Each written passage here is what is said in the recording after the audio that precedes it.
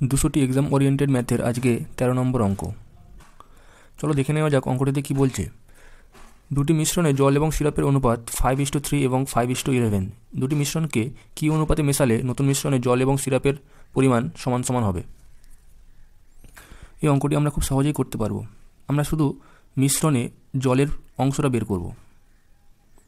দু প্রকার মিশ্রণই, first, second and third. প্রথম মিশ্রণে জলের পরিমাণ রয়েছে 5-এর 8 অংশ।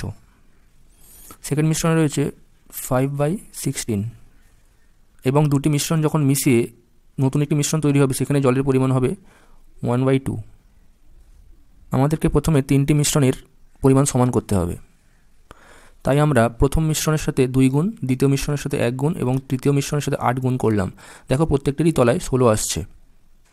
এবার উপরগুলোর সাথে ঠিক একই সংখ্যা আমরা গুণ করব। ফলে আমরা পাচ্ছি প্রথম ক্ষেত্রে 10, সেকেন্ড ক্ষেত্রে 5 এবং থার্ড ক্ষেত্রে 8। তলারগুলো সব সমান বলে তাই তলারগুলো সবই কেটে যাবে। তলারগুলো কেটে যাওয়ার পরে আমাদের কি থাকছে? প্রথমটা হচ্ছে 10, দ্বিতীয়টা হচ্ছে কত 5 এবং তৃতীয়টা কত 8।